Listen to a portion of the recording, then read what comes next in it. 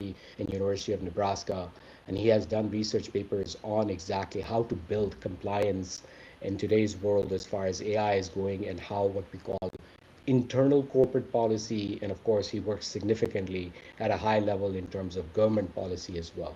So it is I'm we're excited to talk to him. Of course, we had many private conversations, but we wanted to bring him to our audience and see. As usual, I'm going to go with some quick updates. I'm not going to go too deep into today because being the end of the year, the overall are the this is a very good article, Why Startups Die. Again, I know I'm an entrepreneurship. I do like Harvey and Ed. Actually, go ahead. Suicide and homicide. That was such beautifully written. When suicide means that two founders, uh, you know, problematic. And by the way, I didn't realize this. The latest data shows that solo founders are more successful. Which again, if people are coming and say, "Well, why are you a solo founder?" I said, "That's because people fight." Running out of money, again, this is the biggest issue in some of these startups, and founder conflict and team breakups, etc., is a big issue, and it has gone to many ways. And then this is very important, founder burnout, etc. So very, very beautifully written, simply. And then of course he also thanks all the people that he has gotten inspiration from. So I think if you need to know one article, how not to do a startup, that is the one. As you know, we are a big reader of Substack, and also make sure that we continue to move. So A to Z is one of the largest, private equity venture capital funders in the community, and they have a very high focus on AI. They are the first investors in OpenAI. Uh, you know, I think it was DoorDash or something. Again, I may be wrong, but the idea is that it is very important. So AI revives cybersecurity hiring. That is so true. Agent native intersections become table stakes, and that is so true. Again, we are going through that. Creative goes, tools go multimodal. Again, that's how we set up our company as well. So if you review this from all of their, growth partners, systems of record lose ground. Uh, these are so importantly done as far as big ideas for 2026, and they have three one. This is part one, and then there's part two, and then part three. So within the part two, actually, this is the renaissance of American factory. And that is so important with the addition of robotics and AI. We're going to see manufacturing return. It's going to take time, but that is actually very important. I don't know if you know this, China is running what we call dark factories now, where there's zero human intervention. You don't even need lights in the factory anymore because all of them have LiDAR and everything. So we are looking at, going through that. And then AI actually does reinforce business models. That is so important. And then this is very important again. Chat GPT will become an app store. I mean, not just Chat GPT, by the way. Gemini also released skills. Claude has skills, etc. And then you're going to see that voice agents are going to take up space. Another in the part three again. I'm just going to reference all of these in the show notes and whatever newsletter, etc. But again, this is an important read for you, for anyone to understand what the future of AI is going to look through in terms of this. So, one-liners, Paul, Harvey, and Ed. If you were to say 2026, this is the year for one line for AI. In your opinion, like these are like one-liners that I shared. So, All right, let's start with you. okay. So my thing is that you're gonna go ahead and truly bring small AI, small models into production to decrease per task compute. That is my prediction. So they all talk about so many things, but one thing that they were missing is that rather than just talking about frontier and foundation models, we're going to have true unit economics that works in AI. All right, I'll go next. I'm going to call it the year of enlightenment for the masses. All of us Like, here know what's been going on for years, but it'll be 2026 when the masses will be like, wait a second, I didn't realize I could do X. And we're going to hear that all year where people be like, wow, I didn't know that. And all of us will be like, yeah, this has been here. But I'm not ragging on everybody. I'm just saying this will be the year where people be like, okay, I'm starting to get it. beautiful. It was funny because you might not be able to read that, but Harvey said enlightenment. I said We're going from the Middle Ages to Renaissance to Enlightenment. Ah!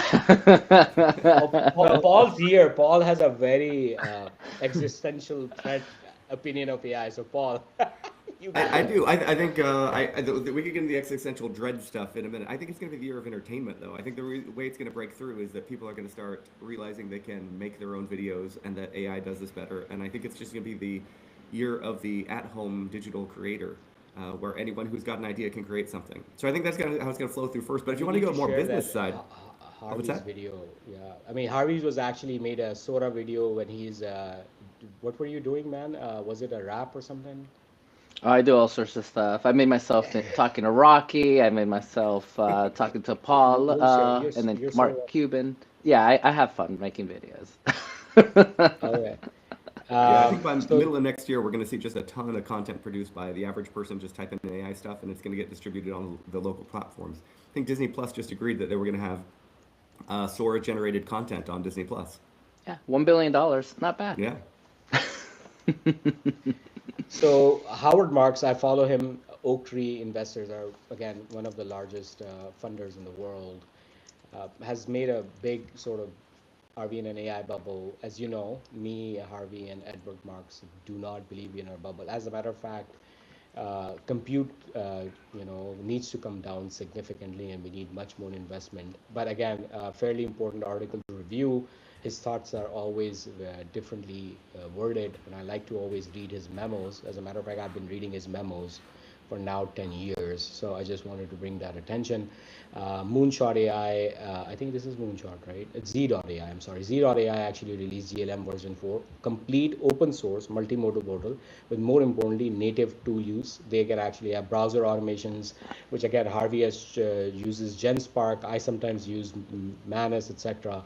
But this is a complete Harvey open source model for doing what GenSpark and Manus does, to be available for the masses, and it's insane sort of overall benchmarks is concerned. So again, another open source model from China that is leading the race, and which we last time discussed that it is going to be a big problem.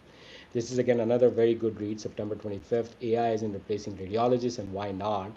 And then that's one of the things that he actually looked into. Nearly all radiology spots are filled, and then why the hell are we not going through that? And one of the things that is islands of automation, and that's another thing that we always talk about, integrations and data silos, etc., which is the biggest challenge in healthcare AI is concerned, and how FDA approved is done, and then we are moving towards what we call single problem to multi-problem detection as well. So that is an important good read as well.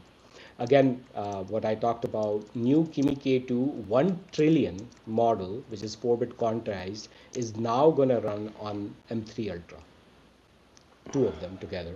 But what I'm saying is that's insane. This is $12,000, which has fantastic GPU, CPU, RAM, and you can run basically a frontier, state-of-the-art model on your own home for $10,000, one-time investment. And this is where I keep saying about it that we're going to see, and this is something that I didn't distill. And if I'm going to go ahead and distill this model and make it fine-tuned, I'm going to make it much more cheaper to run. And as I was saying, that the compute cost needs to go down for us to use these many tools that I talked about, and also deliver agentic AI. So we're going to move slowly towards it. This is another good AI post. I like Thomas, just to give him a shout out. And he also said AI filed AI Dog just breakthrough FDA announced free first enterprise agentic, which is not first, by the way, but anyways. And then they're actually saying who's going to win the AI race. And then one of the things that he marked out is this: GE has acquired Interlab, Econometrics, and hopefully save life one day. What I'm saying is that the private equity is owning radiology chains insane.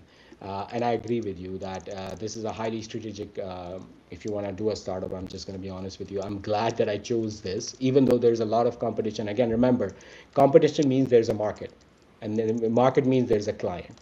So again, I keep telling my new that who's going to pay for it. And that is very important to understand if you're building a startup, that somebody's going to pay for your product. So again, this is a fantastic growth opportunity that we're seeing. Again, not to mention some politics here, but we're going to see some change in Federal Reserve, and then that Federal Reserve is going to pump down the overall, interest rate, which is going to significantly push liquidity up, which is going to probably take us back to what we call around COVID level of liquidity, and startups are going to start finally blooming again after a little bit of this dry spell for the last 2-3 years. Thank you so much for all the updates. Paul, again, I probably did not say everything. So first, why don't you introduce yourself? And then, to be honest with you, I play the host because, Harvey and Ed fight so much. It's insane. I'm just kidding. So we're going to just have a casual conversation. There are two main focuses of. The first part of the conversation will be healthcare AI, medical legal, in terms of broader policy, but internal corporate policy for a hospital system or something. And then, of course, we're going to end the show of what we need to do or what we should be afraid of and all of that. Excellent. Yeah. So, So thank you. I'm Paul Weitzel. I teach at the University of Nebraska. Before that, I did business law. I still do business law, kind of on the side. I'm researching right now authoritarian risks of AI. So what happens if you get a concentration of power and that concentration is controlled by the government? So that's what I'm focusing on right now. I think that you also have problems if you end up with a concentration of power just among a couple of commercial holders. So if you end up with an oligarchy, I think that would be equally bad. Before that, I worked on the definitions of AI. And so for that, I surveyed 100 and so definitions of AI used in different regulations around the world, and looked at the different ways that they are doing that. It turns out it's all bad. Like, we don't really know how to define intelligence. We don't know how to define intelligence for humans. So trying to figure out like how to define its counterfeit in artificial silicon is something we haven't quite figured out. And so whenever you have a regulation, you need to say we're regulating X or Y or Z, right? If you do that, you have to say, and this is what X is. And since nobody knows what artificial intelligence is or will look like or how it will be shaped, and since it doesn't exist yet, we're kind of stabbing in the dark as to how to regulate any of that. And then before that, I worked on some corporate theory and AI. So one of the big problems in AI, if your listeners will know, is the alignment problem. The alignment problem is essentially like, how do you get somebody who is has different preferences than you, different talents than you, different resources than you, to still do what it is that you want them to do, right? And so when you've got a super intelligent AI out there, you want to make sure that it's not going to go rogue and kill everybody, right? Or just go rogue and blow your bank account on silly things like tungsten cubes or whatever.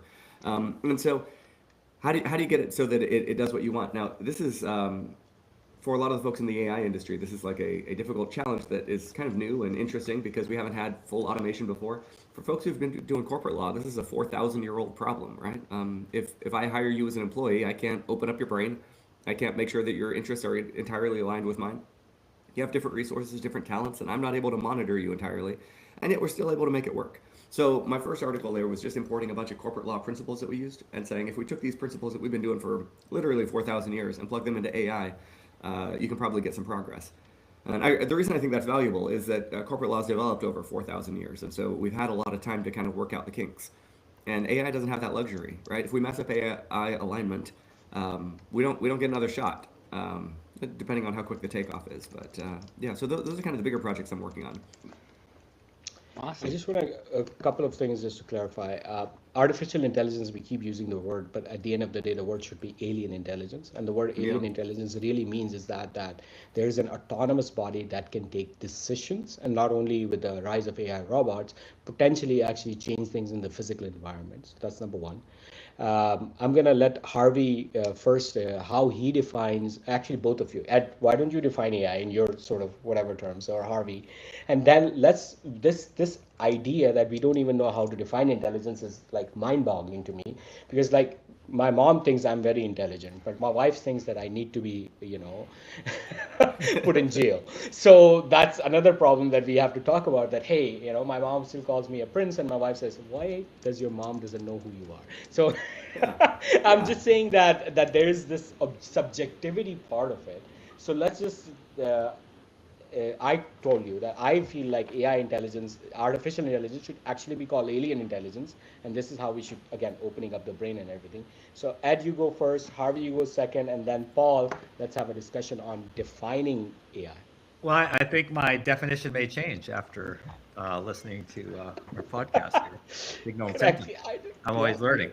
because I still kind of like enamored a little bit with the old school definition, and I've been talking about this. There's a video out there when I was at Cleveland Clinic in 2018 talking about this, saying, hey, it's not artificial intelligence, it's augmented intelligence. So I still kind of the old school, like, hey, this is my partner. This is something to help me move faster, move quicker. So I need to really think through it. So I like the alien quite a bit. So I may be changing here during signal and symptoms, but but to the point we made earlier, when we talk about augmented, that's kind of like maybe the middle age definition. We talked about going middle age to Renaissance to Enlightenment. So I'm ready to make that switch. Maybe after Harvey gives his definition. Oh God, this is a tough one. Good. I always like the alien ones because it does feel like I'm talking to an alien or someone behind the computer really talking to me.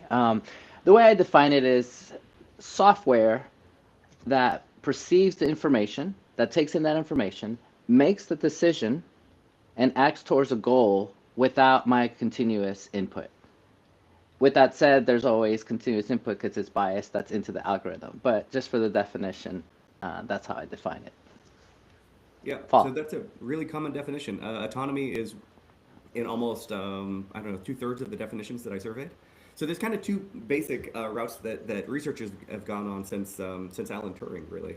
In Alan Turing's day, they said, well, it's got to mimic a human, right? And so does it do things that like a human would do? Does it do things in the way that a human do? And I think that goes to your point that like it doesn't. Like it's kind of alien. But then you say like, what do even humans do, right? And so there's things that, like I can't spell to save my life, but you put me in front of a corporate law contract and I do just fine, right? And so it's like we all have our own jagged frontier. Right? Niels Bohr could solve particle physics, but couldn't follow the plot of an American movie, right? And so we have our own jagged frontier among ourselves, right?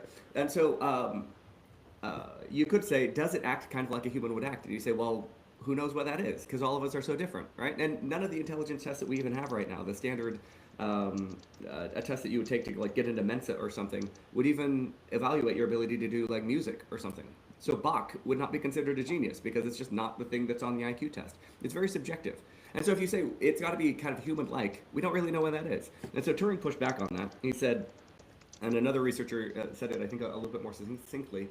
He said, we don't judge how well how well an airplane flies by comparing it to pigeons, right? It's just a different thing. Like I said, it's an alien thing. And so we should look at it, is it capable? Is it able to do lots of things? And so that was Turing's approach. He said, the way we should consider something intelligent or not intelligent is whether it can respond to questions, right? And so the Turing test is the famous test for have we reached artificial general intelligence?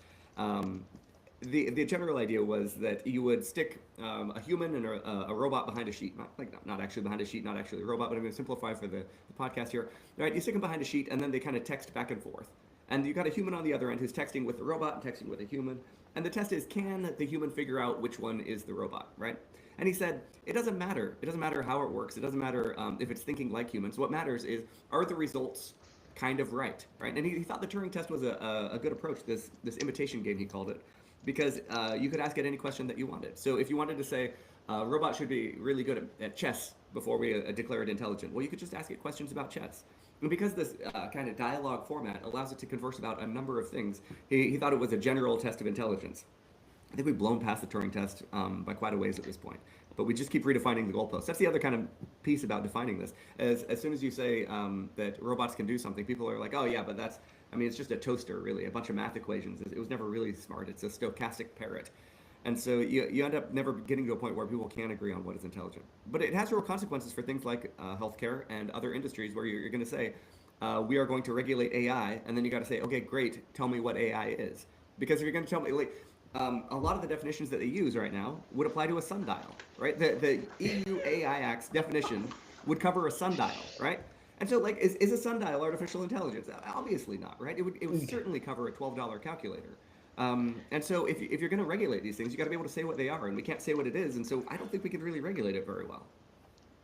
Very interesting. Sure. And it's a moving target, right? So Absolutely. we regulate today, and then literally someone messes with it or some kind of drift in the algorithm, and now it's a different algorithm that you're regulating. California originally proposed a definition of intelligence based on quantitative values, right? Like number of flops, right? And then you have DeepSeek come out, and they do it at 95% less than anyone has ever done before. And so you're like, okay, so I guess that's not it, right? And the problem is we're trying to regulate something that doesn't exist, right? And we're saying, well, it may look like this, it may look like that, but at the end of the day, like, we don't know what it's going to look like. And so you draft a regulation, turns out to be just totally wrong, because then you have DeepSeek come in, they do it at 95% of or 5% of the value, and you've missed the whole issue. Like, what we're trying to get at is capacity, right? Is this thing really, really capable? And so I think doing a general regulation of AI is probably a mistake. I think it's got to be regulated in the specific industry that it's in, rather than saying we're going to regulate AI as AI, because we don't know what that is. Just want to repeat one more thing. Of course, we have large language models, generative AI, small language models, but FDA doesn't have a pathway for regulation. And it's a free fall. Everyone's building an AI scribe. No have freaking idea that is it working on ophthalmology, ENT, like in healthcare right now. FDA regulates everything. It does not have a regulatory pathway. To Paul's point very nicely, that we don't even know how to freaking define it, because essentially, in what I say is that you're hiring another employee. You're not hiring another computer program, and that's the mind shift that we have to figure out exactly how do you define it. Ed, thoughts, comments? No, I think it's spot on. I think that's probably one of the reasons that we struggle so much with making decisions around, the selection of AI and implementation of AI, and we put so many guardrails around it that we sort of retard the opportunity. So yeah, makes total sense. Yeah. And it's the Wild Wild West, right? I forget the name of the company, but they were selling an AI, but what they did is they had like 100 other engineers, and then people would ask questions, and then they would, use different codes, different stuff, show it to them and be like, man, your AI is so good.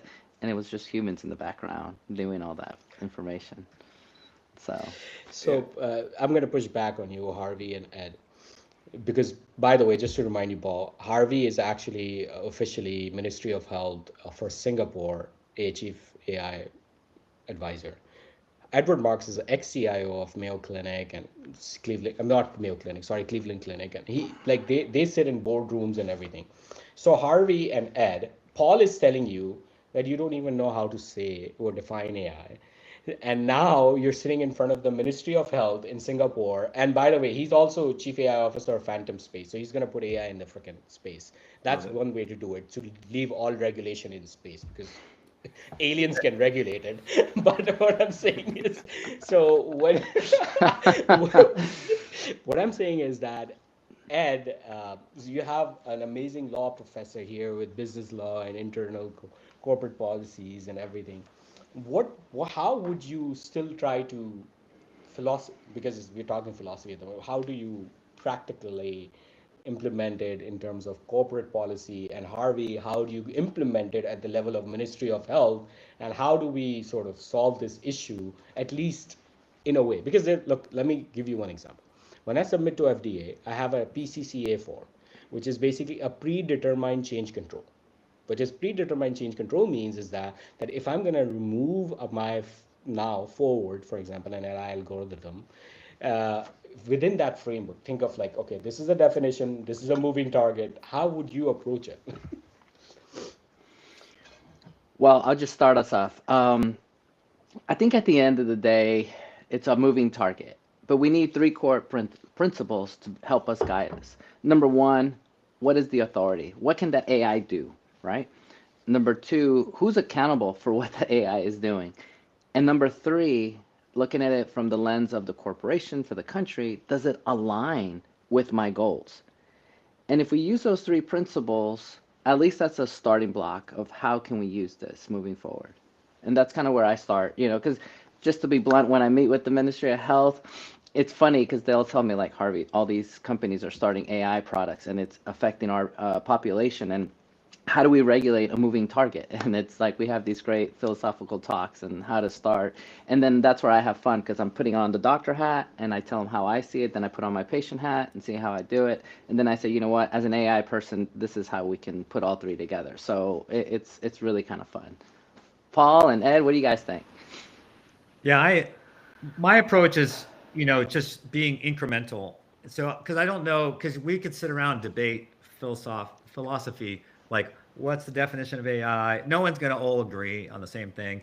And I think this happens a lot in boardrooms and C-suites of hospitals, other industries too, but I only know healthcare. And so nothing gets done. So I'm a big advocate of let's just start taking some steps and do things, and we're going to learn along the way, and then we start, building the guardrails or whatever we need to do. So I'm not saying you go in blind. I think we all know enough to go in, start, get some experience, and out of that experience, we'll sort of figure things out. I don't think we can wait, try to figure things out, and then deploy. Then we're going to lose so much ground, and that's the way healthcare has been historically. I think we just got to start pushing, and then building at the same time. Yeah, I'm very pro building. I think that slowing down would be a major mistake. And I think that the regulations around this, because they're so poorly defined, oftentimes will lead to people not acting. And I think that's one of the biggest dangers of this is so to just one quick example here. The EU AI Act is I think probably the biggest and most influential AI piece of legislation that's out there. It was passed with a definition that also says, oh, we also include any definitions that are in the following other implementations that we've done in other regulations. And so it kind of sucks in incorporation by reference all these other regulations. One of them is maritime law. That in that one, it defines it to include anything that is according to the high seas, right? The law of the high seas. And so literally to be sure whether or not you apply as AI under the EU AI Act, you need a maritime lawyer. Right, and so they've regulated this so much that nothing's happening. Right, they're killing their industry in Europe because of this, and nobody's moving forward. And it's bad for the patients, it's bad for the people who want to produce and create, but you just can't build AI in the EU. So Paul, just to push back a little bit more, like here's the thing. Think of me that I am. By the way, I am going to be. There's a major announcements coming from Harvey and my side starting January, February. But let's say I'm a chief medical AI officer, right? And I need to build a corporate policy for the hospital. And then should I stick always to narrow AI? That's one thing, which is true, trusted FDA. But then I want to, by the way, if you look at our podcast and before, we are very, which Edward's key term is sandboxes for testing and everything. And we are doing sandboxes, and then finally, of course, going wild in the wild, wild west. So from a corporate hospital level policy, what would your recommendations be to a chief medical AI officer to structure a program that is both ethical, which is important to us, and then legally, because one of the things that I have problem with, let me give you an example. So I said I have a breast imaging one. I told them there's a big university wanted to buy my product even before it's FDA approved and want to start testing, and we cannot sell it, of course, start testing it. The radiologist director comes in and says, dude, what the hell are you doing? I said, what do you mean by that? I said, look, we had last year 12 cases missed through you, and your AI is going to detect it. And now what am I going to do when AI says there's a breast and radiologist says no? Who's going to be legally liable? Because we know now that 3 years down the line, AI predicts better. So do you understand the real practical conundrum that we are in? That how, as a neurologist, by the way, I'm a neurologist. Harvey is the ED physician, and Ed is amazing. So what I'm saying is that we have physicians here who are saying don't do AI because I'm going to be smacked in my ass because of it. Yeah, so my view is, I deal a lot with the government stuff, and my government view is generally kind of hands off. I think for business folks, you have to get in and you have to kind of move forward. And so for me, I would have a policy that's based on transparency, like how are you using it? And if you want to bring in a new product, come talk to us. Maybe we can just like look and see what data was this trained on. I might have something that just says, like, are you aware that these things can have bias and things like that? But I would be focused on transparency and information and allowing the physicians to... It's kind of the same problem that we run into in a lot of other AI fields, right? In AI fields, they're like, oh, we need to come up with a new law for AI violations of copyright or AI violations of theft. And it's like, well, we already have laws against theft, right? The physicians already have like rules and liabilities, and I'm not an expert in those, but I would expect that a lot of those are probably just going to apply the same as if you use any other tool. I would be more concerned about using fully autonomous AI, like agents. I would be very careful with.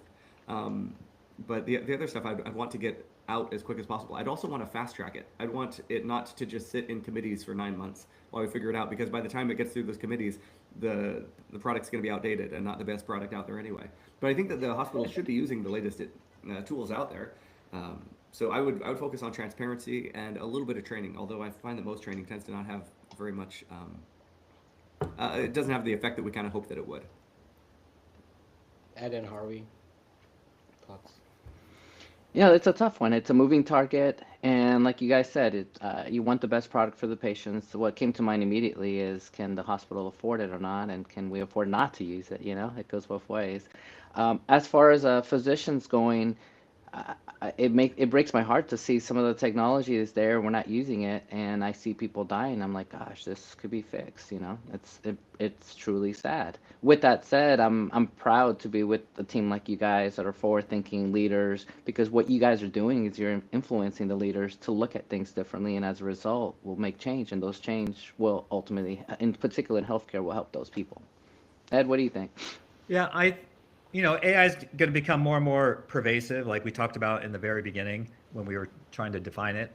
And I think it's just going to become part of the landscape. Like a good example from healthcare would be virtual care. We used to have separate virtual care. This is virtual care. Now it's just healthcare. For most organizations, there's still some still carve it out. I think it's going to be similar with AI. I don't know what the time frame is. Hopefully not that long, but yeah, right now we're standing up all these AI governance structures, and like we said, well-intentioned, but probably most of them are sort of hindering great patient care, and so we're going to go through this, this friction, and it's just part of natural growth that we all go through in different aspects of life. But again, my bias, and I think it sounds like most of us, we tend to be understand the risks and all sort of things, but go ahead and move forward and get some experience. And you can do this in areas that don't have a negative impact in case something goes sideways. We get that experience, get better, and then we hit the higher risk areas. And obviously during that whole time, AI continues to improve and those sort of things. So, but I think we all have this bias for action. Yeah. I wonder if you could have I really like that. I wonder if you could have a separation of the policy between I'm using this as a supplement or I'm using this as a replacement. Because like if a radiologist looks at it and says, here's what I think, and then puts it through the AI just to check, that's going to be a very different risk profile than if the radiologist just says, let's send it to the AI, it should be fine. And so I wonder, I don't know how hospital policies are drafted. That's not my zone, but it seems like that might be a useful distinction. Well, just to shed light, that's literally my goal. As a physician, how can I tell physicians how to use the tool, right? You just gave a great example. I may not know how to use the tool. I'm like, am I supposed to just take this, send it to AI and take it in? Like, I'm kind of confused.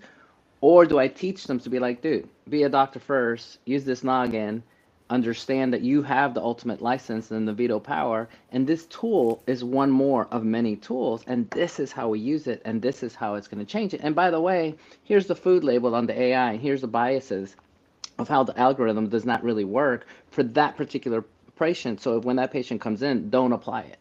And so those are the things. No, I think you're absolutely right, Paul, when you said the tool. Just to let you know, there's Class 2A, software as medical device, which is essentially clinical decision support system. So all my devices are Class 2A, approved or approval process. Class 3, which is actually, for example, you have a pacemaker, which is actually completely autonomous. So they automatically read the rhythm and then fire a defib. And those implanted defibrillators have software in medical device, and those are Class 3. And there are very, very few devices that are currently autonomous. But again, of course, we're going to move towards this. I know we're going to talk about healthcare. We've been talking about this healthcare for the past 6 months. But since Paul's here, I just want to move today to a more, and we're at the end of the year, and I want to talk, because of his current research that he's doing, about the importance of, you talked about EU, it's the stupid policy, right? I mean, in terms of at least implementation and how do you even define it and all of that. Now that's one problem. Then that was the second number problem, is that we are a humanities last exam, and Gemini Pro is pushing through, DeepSeek is pushing through, ChatGPT 5.2 came out, and we are constantly. And by the way, just for people to know, NVIDIA's latest chips are not in production. Grok 5 that has 10,000 B100s or whatever, I forgot the NVIDIA's latest chips, and it's going to be trained on 1.4 to 5 trillion parameters, because I just showed you 1 trillion parameter. this has not stopped. As a matter of fact, if you really look at it, nobody has used, because it just released 6 months ago. They're building the data centers that's going to provide the training, and then you're going to have the release and the inference. So it is a non-stop thing. So Paul, paint us a picture of what the first importance of, because it's the first time, by the way, we are very anti-government. I'm a very anti-government. That's why I moved to Texas, by the way. I'm just being honest, very, because we like transparency. At least I do. I will say whatever it's on my mind, because again, if you're not transparent, it's going to be a problem. So paint me a picture that while you're researching this, what do you think are the problems, and what is the importance of policy, and how, as us, I mean, we are leaders in healthcare. That's a clear. How would you say that, Junaid and Harvey, you need to define these things to Singapore, space, Cleveland Clinic, or, where I'm going to be a chief medical AI officer, whatever. So the question really is that, how paint us a picture, big picture. Okay, so do you want the full doom scenario? Is that how things go wrong? And Okay. please also give us the rosy solutions too. I will try, but so I think that there are things that are going to be bad, right? So I think there's going to be job loss. I think there's going to be lots of problems with drug addiction and other issues that are going to become a bigger issue. I think employment's a really big one. Bias is certainly an issue. But then there are the apocalypses where it just goes like remarkably wrong, like really, really, really bad. So I'd say the apocalypses kind of fall into a few camps. One is like the Terminator scenario, which I know we kind of like laugh about, but the government has increased its funding of AI by 12,000%, right? And looking towards autonomous AI. So I think it's one that you have to keep in mind. I don't think it's the most likely, but I also think there's some game theoretical reasons why we might think that we are pushing ourselves towards war with autonomous bots, which is a bad thing. I think there is the commercial apocalypse where we all end up without jobs, living in the sewers, fighting the Rat King for bits of scraps while Jeff Bezos and Elon Musk live in castles in space or whatever, right? There's that one. There's the government apocalypse, which is just authoritarian tyranny. We perfect Jeremy Bentham's Panopticon, right, where you can monitor an entire civilization for the cost of $20 or whatever. And then I think the last one is the spiritual apocalypse, which I think is going to be the hardest one to avoid. And that's just the idea that, like, we're doing this podcast because it gives us a sense of meaning and that we're helping and we're making a difference. And if everything that I do could have been done faster, better, and cheaper by an AI, I think there's going to be a real crisis of meaning for a lot of people. So I think those are the big apocalypses. The one I focus on right now is the authoritarian one.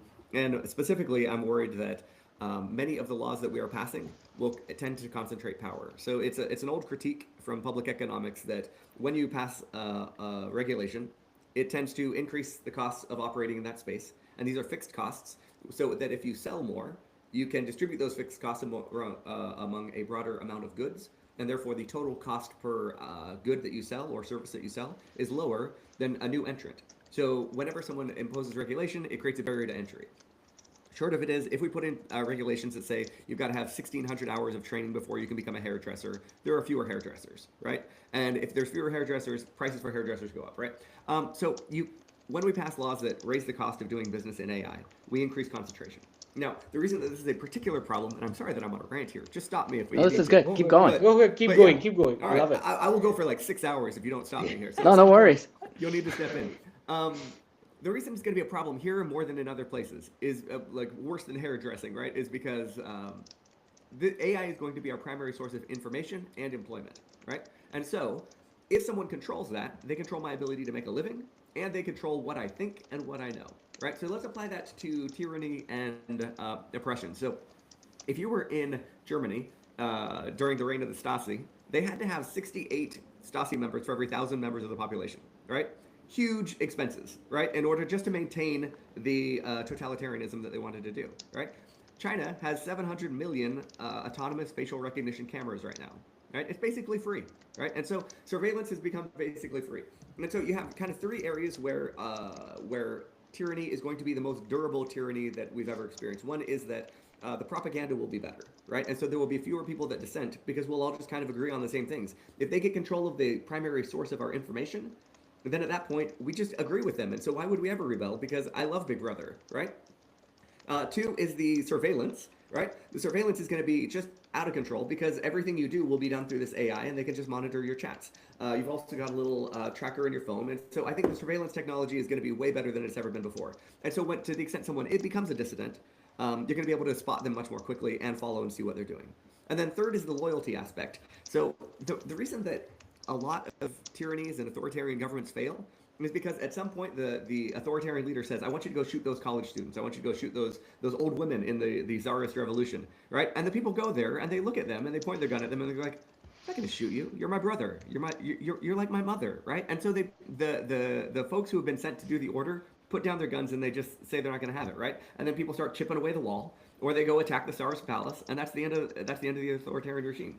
You're not going to have that, right? It's going to be much more efficient to take out the people who are actually dissidents. So because you have perfected propaganda, perfected surveillance, and perfected loyalty among all of your henchmen who run for like a nickel's worth of electricity, it's going to be really easy and the most to maintain a tyranny, and it will be the most durable tyranny in history. So I think that this is an understudied risk that I would really like to avoid.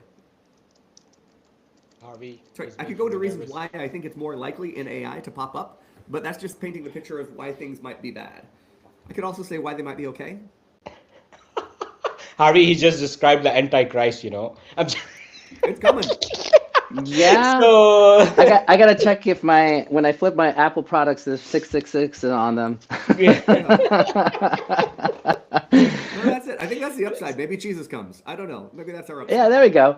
Wow, dude, that was awesome, my friend. I totally connected those dots, and I have internally thought about those things. And you're right. And this is why we need leaders like us to be out there to talk about the good, the bad, and the unknown, so that we can explain and see things before they come, so that our leaders and so forth can create the structure, hopefully the guardrails, and the guidance to make sure those things don't happen. And this is why I'm really excited about, I know this is going to sound like I'm talking to both sides of my mouth, but excited about the entire planet, because the more the planet is one, the more we start seeing example like the UA is shooting themselves in the foot by doing this regulations, but it's also giving examples of maybe this is a guideline of how we should do things, but maybe that's just one extreme. And when we have other countries and parts of the United States that regulate differently, and when you put it all together, I really think that gives us the right formulation and balance.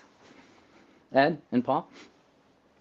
I'll defer to Ed. I've said so much. Yeah, I don't know that I could add a whole lot more to that discussion. That was very well said. Yeah, and it's a great warning, Paul. You know, that we need to take this seriously. You know, because I tend to be sort of like, hey, less regulations, less rules, the better. But ultimately, how do we retain our soul in the age of alien intelligence? And that's the big question. I don't have an answer for that. It's something that I'll have to keep thinking about. But to your point, I think it is a call to action. It's like we have to be thinking about it now as we craft the future. Yeah. And I saw you hugging on your dog, so I get it. Go out there and hug your babies and stuff, because, I mean, who knows what's going to happen in the future. So Yeah. I'm with you, my friend. With an AI dog. I saw one. I was downtown somewhere recently, and some guy was walking his AI dog. It was I didn't want to take a picture just because I just didn't want to reinforce what but it was pretty interesting. It was very interesting. Now, Paul, I want you to back with the floor. I want to see how do you see us getting there, and then the good, the bad, and the ugly of what you just said. Keep going, because this is fun. Yeah. So where it could go, how we could end up getting there is, I think that there are a lot of people who are afraid of AI, and I think it's a good thing to be a little bit afraid of AI. I think anyone who's like PDoom is 0, like I don't fully trust that person. Anyone who's like PDoom is 100, like I don't trust that person either. Like there should be some nuance, and I think most people who've studied the issue come out a little bit in the middle, but you should be a little bit afraid. And so when that fear hits you and you're like, okay, so if this thing happens and if it goes wrong, what are the consequences? The consequences is we lose everything. Like it's a negative infinite payoff. And so if you're facing a negative infinite payoff or a really, really good payoff, hey, there's less cancer. Like it makes rational sense to say, okay, well, let's just avoid that. And maybe we won't cure as much cancer right now, but at the end of the day, it'll be fine because at least we're not under a dictatorship, or at least it doesn't kill all of us, right? Extinction is the worst possible outcome. I'm just going to say that the second worst possible outcome, though, is a concentration of power of AI, right? And so what the people who are afraid of the extinction risk will do is they'll say, we need a pause button. Like Miri right now, like Yudkowsky, he literally says, like, what we need is a stop button. right? And then like he never even considers, okay, who has access to the stop button, right? And are they going to use it on their own AI, right? So if President Trump or President Biden, whichever one you hate, imagine that person is the only person with AI, right? How do you feel about it now? Are you still just comfortable saying that that person should be the one that can shut down my AI while they keep running it? And the way I see it, it's almost like a Second Amendment argument. Like, I'm not a gun guy. You guys are Texans, so I feel comfortable saying this. But the idea is, like, if Putin's going to come at me with his AI, the best thing I can have is my own AI to say, oh, hey, look, this looks like propaganda from Moscow. Oh, I just sorted it, threw it away. I've sent some little algorithms to distract it for a while so it doesn't know that you're onto it. But it's going to keep going. You take it away from me, right? That's fine. But you're not going to be able to take it away from Xi Jinping. You're not going to be able to take it away from Putin. You're not going to take it away from the tech bros, and you're not going to take it away from the U.S. government. And so if those people have it, I want it, right? And so that I can protect myself from it. And so I think the best outcome is that, ironically, the Chinese models continue to progress and provide these open AI solutions, right? Allowing liberty for the rest of the world somehow, right? And so we're going to depend on China to save liberal Western values. So I think we each get our that own notion in itself is insane. What you just It's said. insane. It's insane, right? And so my hope is that we don't do something that would kill open source. And these are subtle things, right? People will say, well, you've got to make the AI liable, the AI producer liable for any damage that it does. And if you do that, what you're essentially doing is saying there will be no open source AI, right? And so thinking through the consequences of when we pass these regulations just for safety, right? Like, let's just have a stop button. Well, what would happen if that's handled by someone who has bad intentions, right? And if you don't take that second step, like, you really shouldn't be regulating.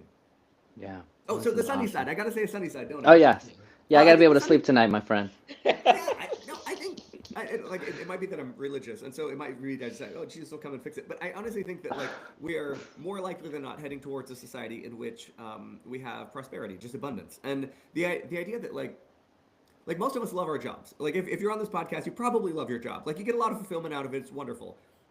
I don't think most people are that way, right? Like, I got a lot of friends who work at McDonald's or Taco Bell, and they do not love their lives. And they go into work and they file their TPS reports. Then they're just like, what am I even doing? Like, I've got this, like, beautiful gift of life, and I spend it behind a desk doing garbage reports that nobody cares about, right?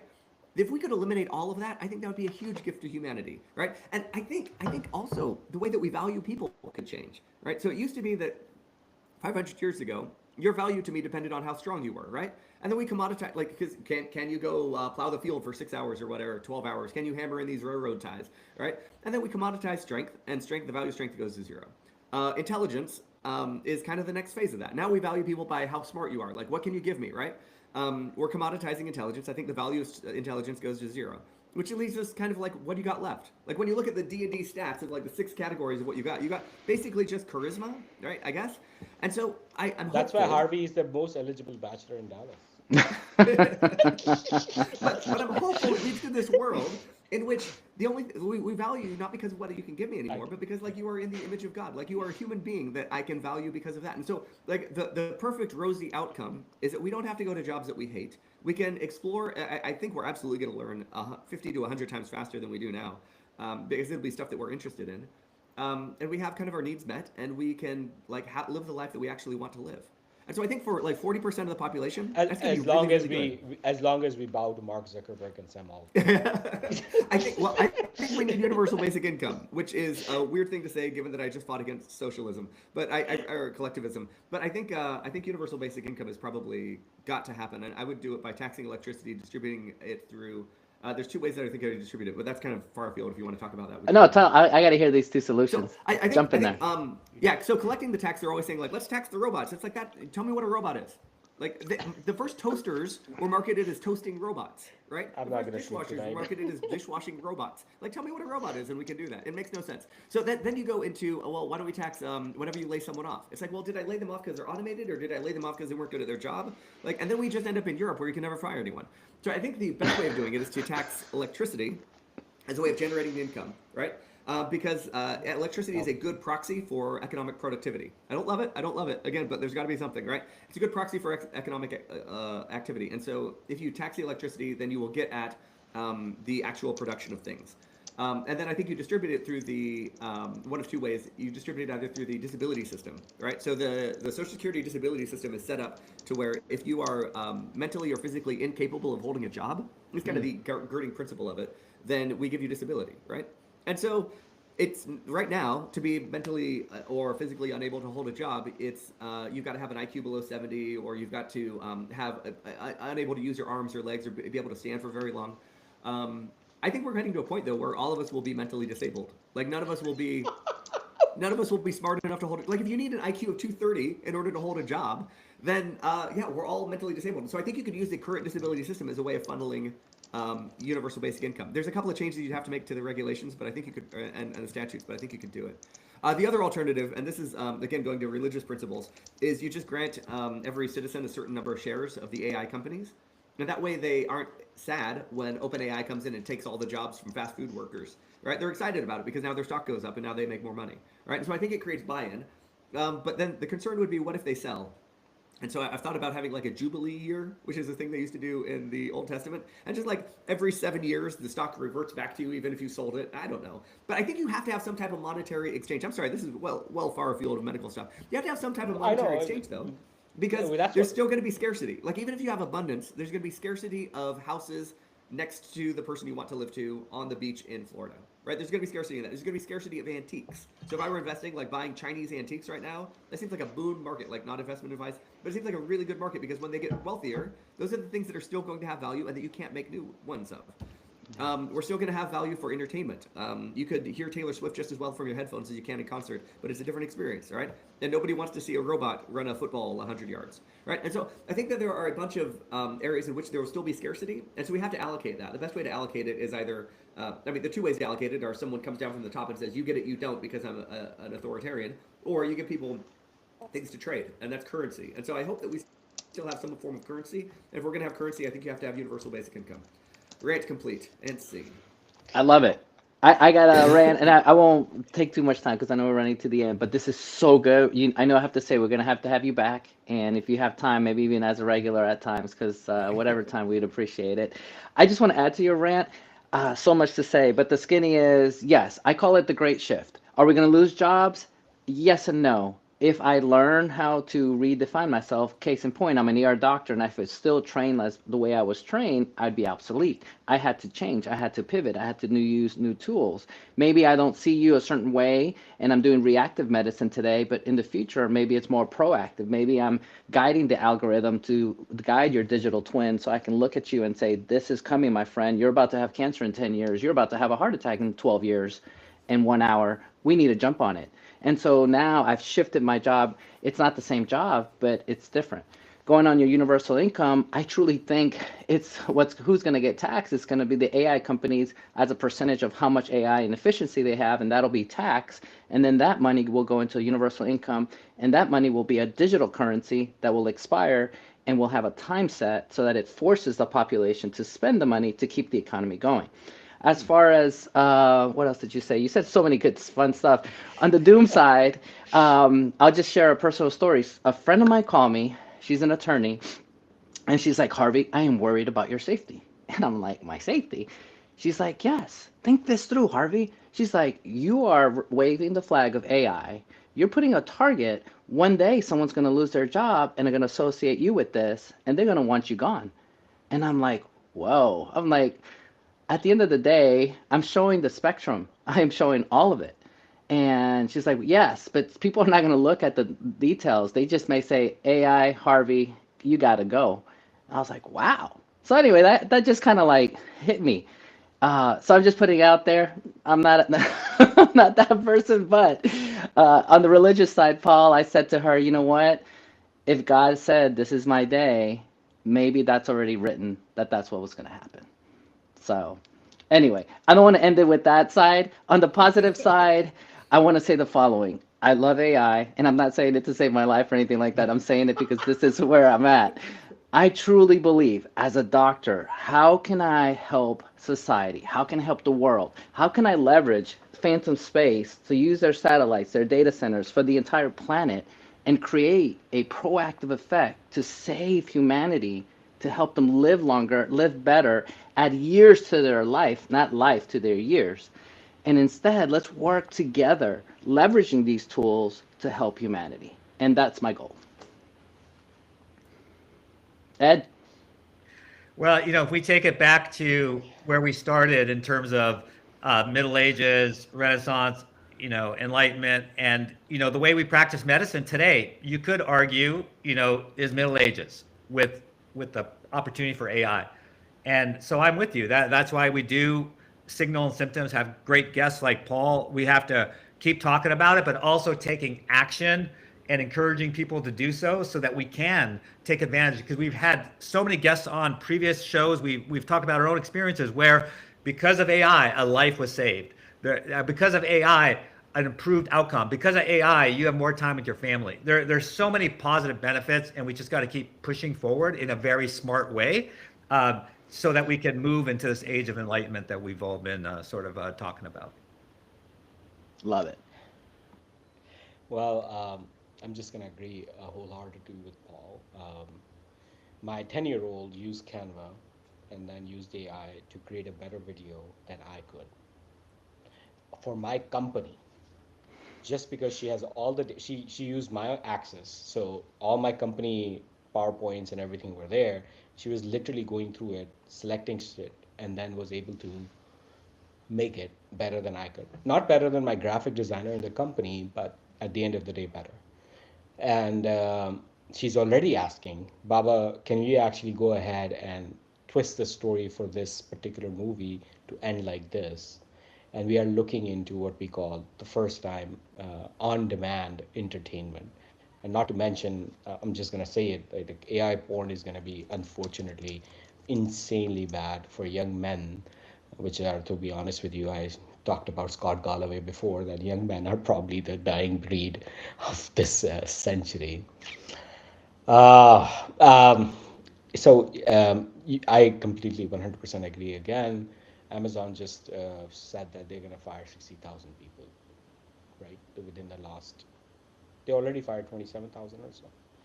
And then I talked about dark factories in China, which are not yet here in US, which they will be very soon.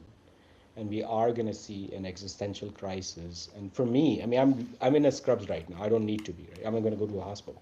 But my job defines my identity at the end. I mean, I'm a startup, I'm an AI, everything else in the world that we do in this show has nothing to do with me being a neurologist, but I'm very happy about it. It gives me joy, it gives me an identity. And if your job is not providing you a sense of identity and purpose, what kind of things we're going to move? The one silver lining, I'm just going to say that we have gone through this, like you said, right? At some point in time in the past, strength was one of the last things that we commoditize, and then we're commoditizing intelligence. We have moved through this process. The pace of innovation really scares the shit out of me, because the problem really is not that I gonna re-upskill myself, which I have to, which is again not uncommon. We do CMEs, continued medical education, but the pace of innovation is very daunting. I'm just going to be honest. This July, I was thought like, hey, ChatGPT is stuck at 4, Gemini is stuck at 2.5. What's going on? It's been 6 months, and the end of the year, insane. DeepSeek, when we have been, talking about this, and now ability to shrink it to available on edge. I think the pace of innovation is problematic. And just being completely, truly honest on a religious perspective, because we share everything. We are honest here, unfortunately. Anyways, I mean, how you define a human being as compared to animals, and why Jesus take the wheel, is our ability of language. I mean, being a neurologist, brain, I mean, and 60% of the brain is dedicated for language, auditory cortex, visual cortex, all of this. It is truly a spiritual crisis for me at the end of the day, that how do we have never been able to define intelligence, but we have always been relating it to language more so, including all the three major religions are text based. So what we are unfortunately gonna have a sort of at least I went through a spiritual crisis. Somebody guided me, but it is a fair. So one identity, work, is gone. The second big identity, religion, is gone, or at least in severe threat. And now you're telling me that there could be a potential. Anyways, living around the Antichrist, the last thing I would say is that the rosy picture is this, that we will, as Anthony Chang was here, by the way, he was an amazing guest. He runs AI Med. He said, why can't we have a society with 3 days off rather than 2 days off? Why can't we have a society when I work only 6 hours a day or 4 hours a day than 8 hours a day? So there is definitely societal changes that can come as well, which you said, taking away the garbage while improving it. We are running out of time. I'm just going to stop talking. I apologize. I had to say it because, and Paul, we're going to bring you back. We're going to add you on the roster. You're always welcome to join. You can have it on your live LinkedIn as well. So that brings in, because it's very important that we shine light on these things that you're researching and producing. So, anything, closing remarks? Paul, Harvey, and Ed. So, Paul, you go first. I just say thanks for having me on. It's been a lot of fun. I think I'm really glad that there are people out there fighting for AI to be used more and to be used responsibly. So yeah, there's so much potential here. And in my zone, which is largely policy, most people are just against it. They're just instinctively against it. And so it's good to see some optimism. I loved hearing, Paul, your perspective, because a lot of times, in these organizations, again, we're very frank on this program.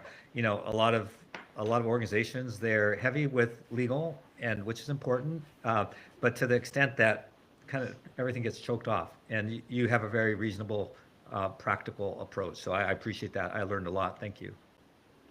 Yeah, and for me, I love this. It's a village, and honored to meet you as part of our village. And big picture, in my heart, I really appreciate what we're doing. I truly think change is positive. I'm the half class, full kind of person, and I see this technology as helping humanity. So hope you come back. Hope we can continue working together. Pick our brains, even for whatever it's worth, or however we know anything. Happy to help. So, and then to leave it on a positive note, everybody out there, look at AI as riding a bike. When you first started riding a bike, you were scared, but then later you were probably texting and riding your bike. Who knows? But the skinny is you felt comfortable. So use AI to see how it can help you. Use AI to survive. Again, grateful for everyone to be live on this show. We're going to be next. Again, we go live every Wednesday, 8 a.m. Central Standard Time out of Dallas, Texas. Paul, whenever you're in Dallas, let us know. We'll get you together to grab a dinner. Thank you so much. Everyone, make sure that it uploads properly so that we can have a high quality recording. Thank you. Have a nice day.